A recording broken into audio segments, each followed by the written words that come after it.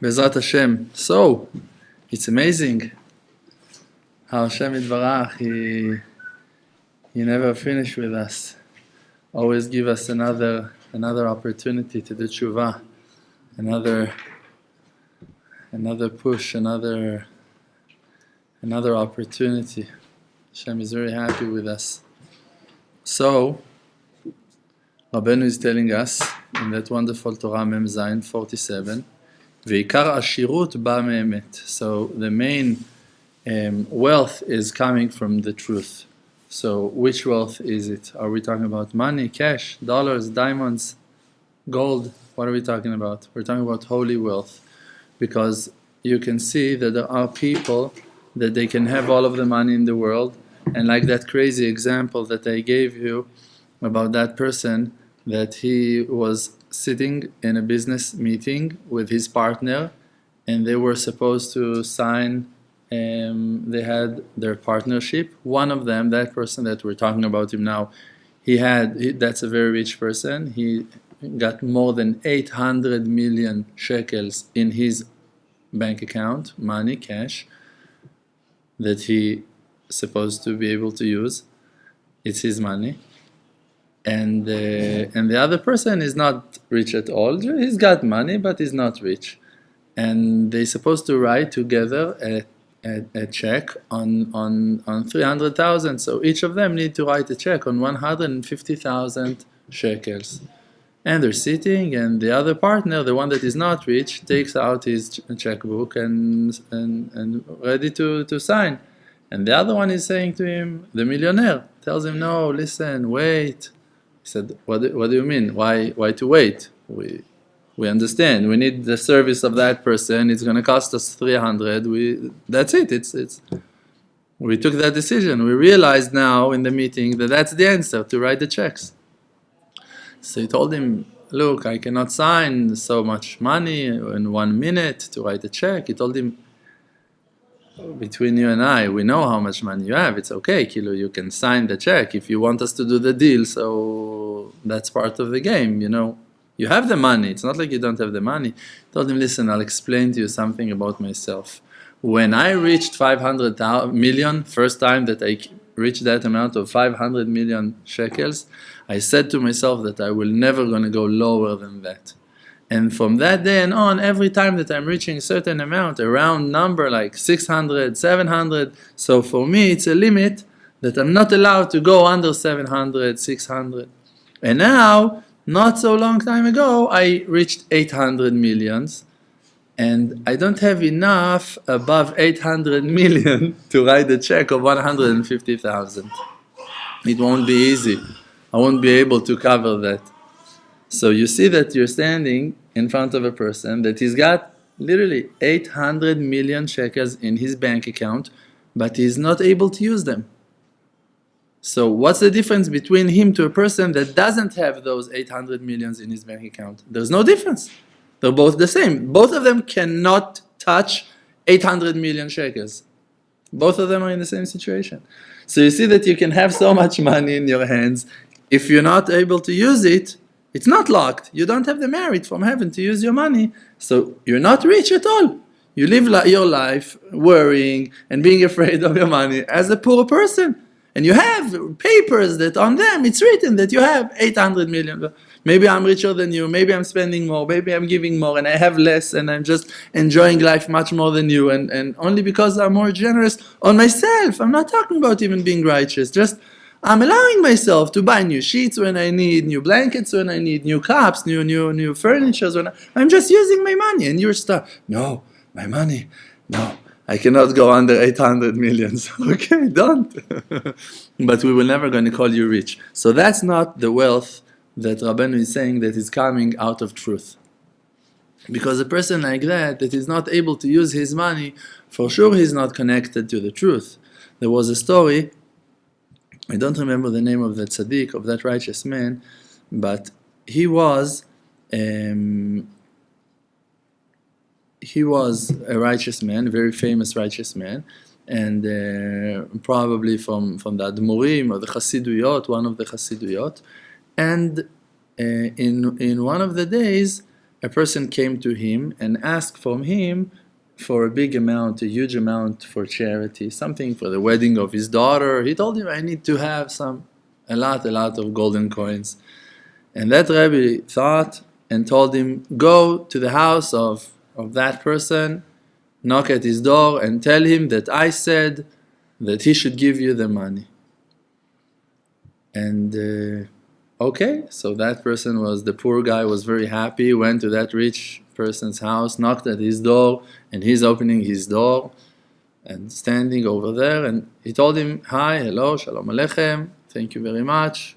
The Rebbe, he said that you will give me 100,000 shekels, $100,000. That rich person looks at him like that. Who said it, that I'm going to give you what? He said, the Admor, the Rebbe, he said that you're going to give me this amount. So he told him, for sure, you sure he sent you to me, to my house? He said, yes. He said, I'm not holding his money. I don't owe him anything. He said, I don't know. He said that you're going to give me the amount. I don't know anything. Don't shoot the messenger.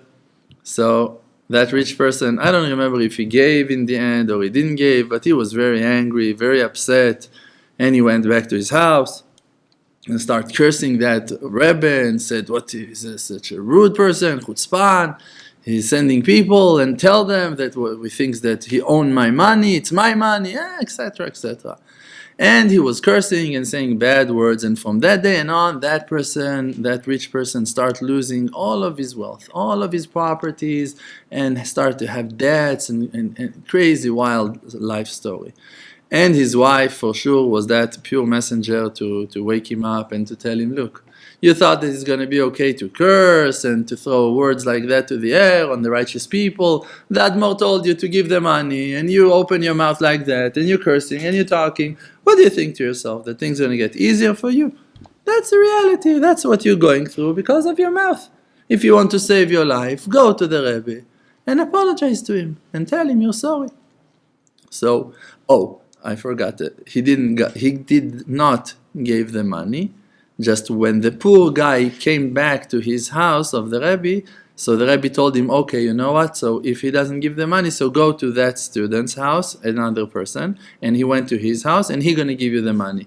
And he went, and he saw a small cabin, a shaky house, and he knocked on the door almost fell from his knockings, and the poor guy comes out and asks him, yes, what do you need? He said, the Rebbe said that you're going to give me 100,000, I don't know, can you give me the money?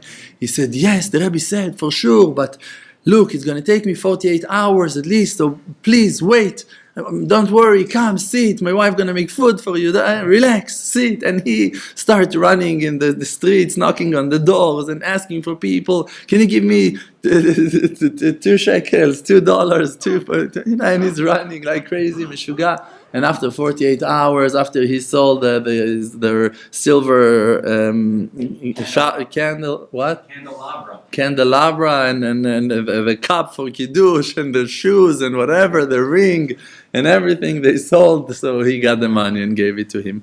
And that person, that loyal student, started rising and become very rich. So, and then that person came the rich person, after losing all of his money, to the Admor, and he asked him, I'm sorry, look, listen, apologizing, it happened that day, that poor guy came to my house and I was very upset, very angry, and I was cursing and I was not talking like I should, and I'm sorry. So he told him, listen, I'll tell you what happened. What had happened was that when I was supposed to come down to this world, so for my job in heaven, they wanted to give me a huge wealth, a shirut, that I'm going to be very rich. But I was refusing to deal with money. I said, no, I'm sorry, I'm not taking money with me to this world. So they told me, but listen, you're going to have money. And then they appointed you to be in charge of my treasures. And they deposit my money in your bank account. And when I asked for the money, it was a test for you if you're going to be loyal and going to just do your job. And then it's allowed for you to enjoy my wealth. And when you refuse, so in that moment you lost the permission to use my money, because you were allowed to use my money only while you were being my messenger. And in that day that you refused to give me my money, so you lost your privilege, your zchut, you're married to use my money, and that's it. So in the moment that we found someone that's going to be more loyal than you, so he went and received now all of my wealth. But don't worry, I have Rahmanut, and Bezat Hashem, we're going to help you and going to take care of all of your needs. And from that day on, they were supplying all of his parnasah, and they helped him, and he came back to be a normal businessman. But you see that Ashirut, it's not the money. To be rich, what the Rabbeinu is saying, connected to the truth, as a result of the level of your truth, it's not money. It's the ability to have money. It's the ability to live and to run your life as a rich person, not with a narrow mind of a poor person that always worried and afraid, and what I'm going to do. To be rich, it's to be relaxed. That you know, I have everything I need. They're saying why the rich people stays rich and the poor people stays poor. Because the rich people, they have time between one deal to the other to think and to plan the next deal. So they were always going to make a good deal. And the poor guy, because that he's so stressed, because he's poor, he always makes lousy deals. Because he doesn't have time to think, and he signs on every contract, and he keeps on falling to debts and more problems and more. A rich person, he signed a deal, he knows that now he's got time to think, he's thinking, looking, checking the market, what's going on, what is selling, what is not selling, if it's the right time, he listens, consulting, he's got time, he's calling his lawyer, his advisors, he's got time to think, so he can make another good deal. A rich person, en ashirut ela min hadat, is a person that got wealth in his mind, that he knows that the Creator, Hashem Yitbarach, He is the one that supplies everything you need. He's the one that gives you the wealth, He's the one that gives you the money. Li hakesef v'li hazahav neum Hashem, words of Hashem, I own all of the gold and all of the silver. Hashem is saying. So when you know that, even if you don't have the money, you know that you're in good hands, you will not going to feel the poverty. But even if you have all of the money, and you're not sure what's going to happen with you tomorrow because you lack of dat, you lack of wisdom, you lack of faith, you can live your life of crazy life of poverty, of madness, of losing your mind, and you have money, and you're not stuck, and you're not in debts, and you have money, and you're just terrified what's going to happen next month. But what's going to happen in 1 year? What's going to happen when I'm going to be 60? Who's going to take care of me when I'm going to be 70? Those crazy thoughts are coming only because of lack of wisdom, lack of understanding that the one that saved you from that crazy car accident was no one else except of God. The one that saved your life in that month that you didn't have how to pay the rent and suddenly money came out of the blue, it was Hashem Yitbarach and no one else. So if you saw Hashem and you remember, hey, it was Hashem, I saw Hashem.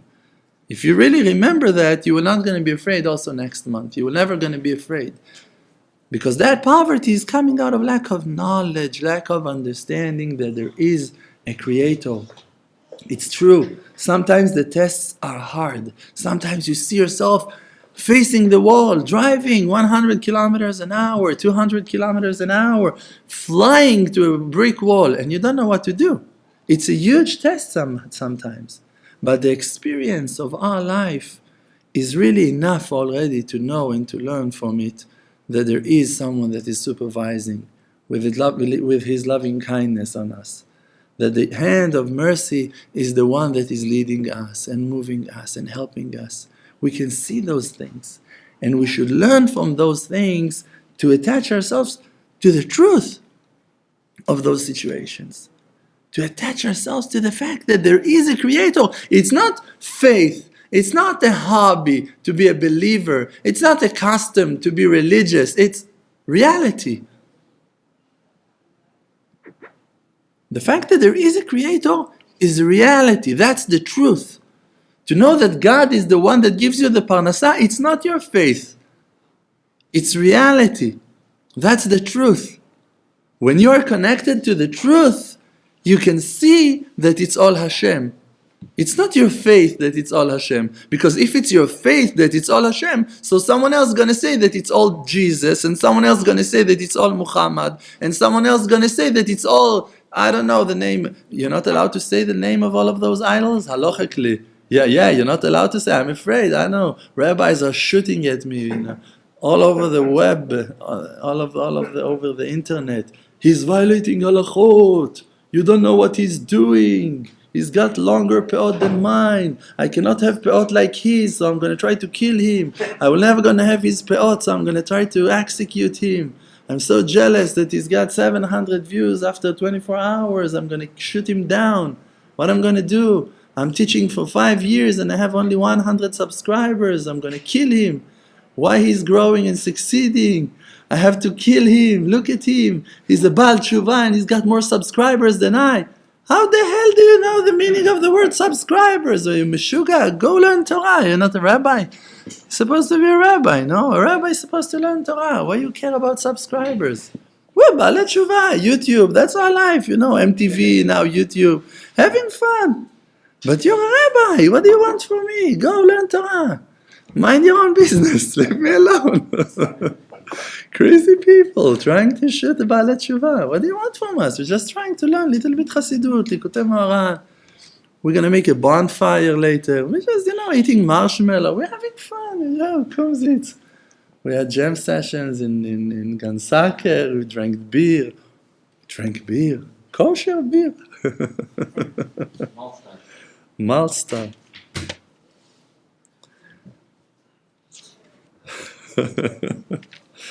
Oh, Baruch Hashem. Yeah, life is funny. Life is funny. So, the real wealth is coming from truth. The truth is, I'll tell you what the truth is.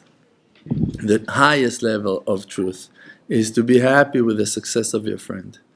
That's the highest truth of them all. To be happy when you see your friend succeeding, that's the highest level of the truth. Rav Shalom said once, Rav Shalom Arush said, that if a person finds inside of himself that he is happy with the success of his friends, you see someone grow and you say, wow, I'm so grateful to Hashem that my friend's succeeding. Wow, it's amazing. Thank you, Hashem, that he's growing, that he's rich, with no connection to me. Me, I have my problems with Hashem. I'm going to talk to Hashem. Leave me alone. Leave me aside. That person is succeeding. Wow, you find yourself that you're happy in his success. Rav Shalom said you don't need to worry about your tikkun at all. You don't have anything to fix. You're fixed. You're done. You're finished. You're amazing. You're in the highest level of them all. If you're happy that he's got a house, oh, you have a house, thank God, Hashem, thank you for giving a house to my friend. That's it. Just be happy with your share. Because if you have that good eye, like David HaMelech, that he was Yefeh Einaim V'tov Ro'i, he had good eyes. He was looking only at the good, only positive, always. He was looking like that, favorably, positive, happily, hoping for people to succeed, to grow. Is it matter for me if you have a house? Is it your house was supposed to be mine? If you're married, so you took my wife, you have children, are those my children? And there's no connection. You have yours, I have mine, and one kingship cannot touch the other. So this is why there's no reason to be upset if your friend got something. He didn't took yours. If he's got children you don't have, there is no connection between the fact that he's got children and you don't have. He bought an amazing house. He opened the yeshiva. He's got 3,000 subscribers. What happened? So what? 1,000 followers a month. So what? He's not taking yours. Adrabah, if you're going to join him, maybe you can flow in the same stream. You can swim together. You can enjoy his. He's going to enjoy yours. You can cooperate. You can grow together. What's the problem? Go ask him. Hey, can I learn from you? Who is a wise person? Ezeu Chacham. Halomed mikol adam. The one that goes and ready to learn and accept wisdom from every person. And even it's written, Chochma b'goyim ta'amin. Even between the nation. You have such clever people, wise people, talented people. What, you want to learn music from Israeli players?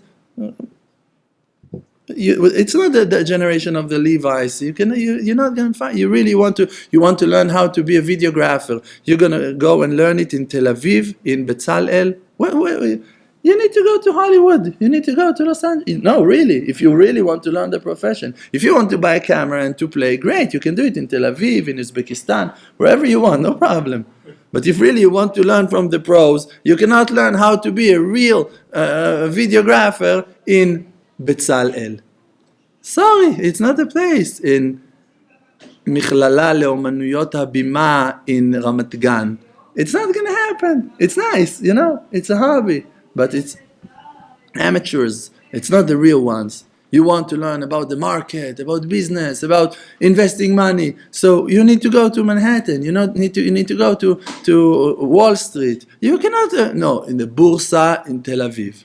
Nice, okay. Maybe you're going to sell some stones. Maybe. I don't know. Maybe. You might have a nice salary, 5,000 shekels a month, 10,000 shekels a month, maybe. It's almost $2,500 a month. It's not the big, you want to play basketball. You're going to go and learn from the pros, from NBA players, Maccabi Tel Aviv. Okay, Hapoel Yerushalayim. Nice. You want to learn Torah? Okay, then I understand why you want to come and learn in Jerusalem. כי מציון תצא תורה ודבר השם מירושלים. Great. Wonderful. Go to the source. You want to learn something, go to the source. Go learn from the best. So, if you really want to grow, you really want to succeed, you need to go and to learn from every person. Every person that got something, okay, accept the fact Hashem gave him that thing. Why should I jealous? Maybe he is nice enough to teach me. Maybe he's going to be nice enough to let me enjoy from his success. Maybe he can help me. Maybe we can help each other. Maybe I have something to contribute and to give him, and he will have something to give me. Why won't we smile to each other? Why? That's wealth. That's archavat hadat. That's people that have wide wisdom, that are open to learn and to accept and to love everyone. Righteous people are driving on different lanes. Everyone is doing his job. One is going and rescuing people from prison. One is going and teaching Torah. And also in that, one is teaching Gemara, one is teaching Mishnayot, one is teaching Chumash, one is teaching Halakha, one is teaching Halakha, and he's bringing the roots and the source of judgments from the Gemara and Mefarshim Rishonim V'Achronim. Everyone is teaching something else. And one, he's throwing himself on Hashem Yitbarach with prayers, and he's screaming, waking up Chatzot at night and crying on the destruction of Bet HaMikdash. And the third or fourth one is going and he's asking from people charity and going and giving money for the poor and for the widows and for the converts, and he's helping people without no one going to know. And every righteous man is doing something else. So now, is the fact that righteous man learns his Torah going to disturb the other one to go from rescuing people from slavery, from prison? No connection. He's doing his job. Thank you, Hashem. Hashem is happy with you. And that one is doing his job. And everyone is focusing his own purpose. That's the truth. To ask, who am I? What's my job? What's my mission? Rabbi Yehuda Ze'ev Lebovich ben Rabbi Yechiel Tzvi. That huge, righteous man. Rabbi Yehuda Ze'ev Lebovich ben Rabbi Yechiel Tzvi. He was cleaning streets.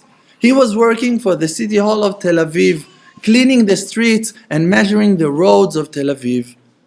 Years of his life, that is what he was doing.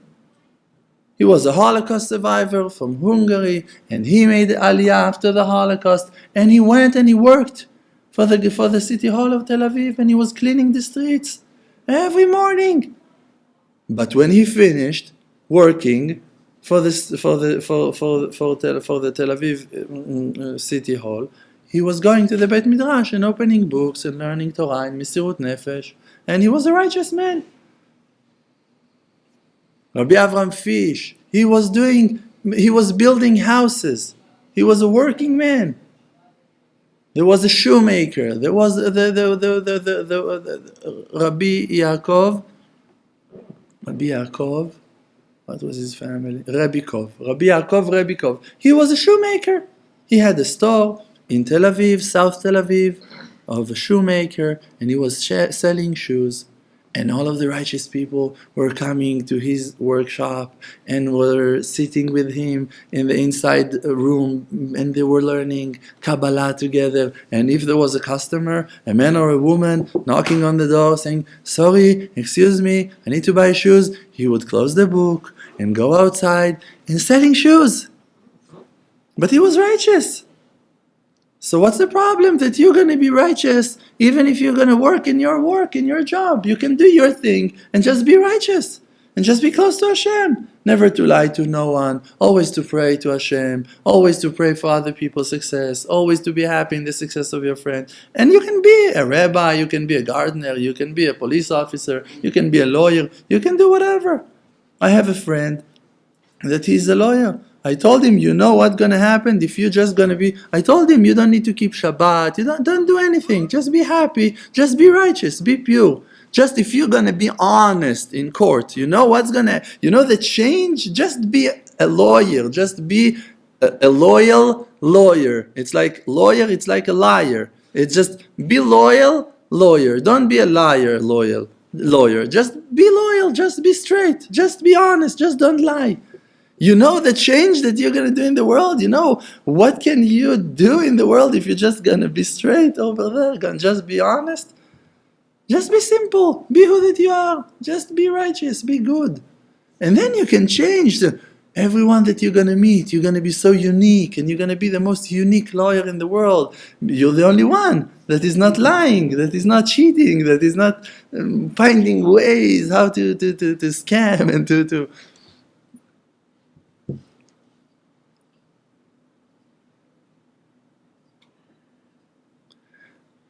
If God made you in a certain way, so you need to understand that that's God's will. That you're going to be exactly who that you are. With a certain height, with a certain weight, with a certain shape, with a certain character, with a certain past, with a certain spirit, with a certain yetzer hara, bad will and good will, qualities and lackings and weaknesses. That's who you are. That's who Hashem made you to be. Now, from that place of understanding and accepting it, you need to think, okay, so what can I do with that wreck that I am? Okay, I got that old model car. That's my car. Kind of shaky, not so strong, can't drive so fast, but what can I do with it? What should I do with it? I can help my wife to go to work every day with that lame car. Yes, okay, so I'm going to do that. I don't need a Rolls Royce to help my wife to get to work every morning. I can take her like that. Okay, great. So now, first thing, pushing again. Oh, yeah, you see? Oh, Hashem gave us Johnny. Just call Johnny. And that's it. And you're on the car, and you go, and you help your wife with that car. You don't need a Chevrolet for that. You don't need a Mercedes for that. You don't need a Ferrari for that. Okay, so now that's my car. So now, I'm not waking up at 5. I'm not waking up at 4:30. I'm not. I'm waking up at 7, at 8, at 7:30. When I open my eyes, it takes me 30 minutes to realize in which world I'm now. For my soul to land back into my body, it takes me 27 minutes or so. Okay? So now, that's my machine. That's how it functions. So, if I'm going to fight with myself, and I'm going to kick myself off bed, and I'm going to hate myself for not waking up, every day of my life, I'm going to hate myself. There was a righteous man, a certain righteous man, a person, one of his students came to him and was so frustrated and broken. And he told him, why are you so sad? He told him, every day I see thousands of women and I cannot guard my eyes. And every day I see and I'm not guarding my eyes, and I'm defecting my eyes. So he told him, listen, instead of criticizing yourself 1,000 times every day on not guarding your eyes, why won't you pray 1,000 times to Hashem Yitbarach, please Hashem, help me to guard my eyes. Every time you're going to see a woman in a way that is not modest, so say, Hashem, please help me to guard my eyes. And then, instead of stabbing yourself 1,000 times a day and breaking your own spirit 1,000 times every day, you're going to have 1,000 prayers every day. And then you're going to start building yourself. Hashem, help me guard my eyes. You saw that thing. Okay, now you were not supposed to. There are 2 things to do. How to hate yourself and blame yourself and being frustrated and sad and depressed. And after a year, that's it. Done. Finished. I won it. It didn't happen to me. And look now at my life. And I already 1 year like that. And all of those crazy thoughts. Instead of that, if every day you would say, please Hashem, help me. Bring me closer to you. Please Hashem, help me to guard my eyes. Please, that when I see a woman, it won't fail me so much. That I won't crash like that every time I see a woman. Please Hashem, give me strength. Please Hashem, make me happy. Make me strong. Please Hashem, help me to guard my eyes. thousands of prayers like that every day, you know in which level you're going to hold in a year? You're going to be so powerful, so strong, so you're going to know who you are, you're going to understand yourself, you're going to learn about yourself, you're going to find inner strength, inner power on every situation, not only depicting your eyes. In every situation, every time you have issues with money, every time you have issues with your wife, instead of saying, oh, again, and now what I'm going to do, and how, and again, instead of that, every time, take it as a chizuk. Hashem just woke me up again. Please, Hashem, help me not to be so sad, not to be so upset. Help me to relax. Help me to control myself. Teach me how to breathe. Teach me how to accept those situations with faith, with patience. If you're just going to pray like that consistently, one day after the other, you're going to see a huge change in your life. You're building yourself. It's coaching. It's just simple coaching. You're just teaching yourself how to build yourself, how to grow, how to develop, how to climb up from the situations that you're stuck at. Instead of drowning yourself lower and lower to worse situations, to thicker darkness, you're just cheering yourself up and connecting yourself to Hashem and saying, Hashem, thank you very much. Give me more power. That's truth. That's the holy wealth that is coming out of being connected to the truth. When, like I said it a lot of times, when I was searching for Hashem in the beginning of my tshuva, I was not searching for Hashem. I was not searching for the Torah, for Judaism. I was searching for the truth, for my inner truth. I felt that I was lying to myself and that things are wrong, and I was confused, and I was looking for the path of truth. I was looking for good, I was looking for light, I was looking for happiness. I was not looking for Hashem. And I found my Judaism. I found the Torah, that I'm a Jew, that there are a lot of verses that are saying my thoughts, that are talking to me, that are explaining my emotions and my... It came to be like that I found that it's the Torah that is the source of truth. But I was seeking inside of myself. So actually every person that's just going to try to connect himself to the truth, he will find Hashem. Don't connect yourself to Hashem. Don't connect yourself to the Torah. Connect yourself to your soul. Close your eyes. Connect yourself to yourself. Think with yourself. Do I want to go to the pubs, to the barim, to the restaurants, or to coffee shops, or I don't want to go? Do I want to wear those tight pants, or I don't feel comfortable with them? Just ask those questions before. Start with that. Those questions are going to lead you one step after the other to find Hashem. And then you're going to find the Creator. When I meet people, I never tell them, go learn Torah, go keep Shabbat. Never. It's going to come. I'm telling them, connect yourself to your soul. Find your soul. Breathe. Go to a quiet place. Think with yourself. Breathe. Look. Observe inside on your emotions, on your thoughts. Who are you? What's the purpose of your life? What you're supposed to do? What is the reason of your creation? What's going on? Is there a creator? There's no creator. Start talking. Start thinking. And then things are going to open that's going to lead that person to the truth. To the highest level of truth. Thank you very much. God bless you all. Thank you.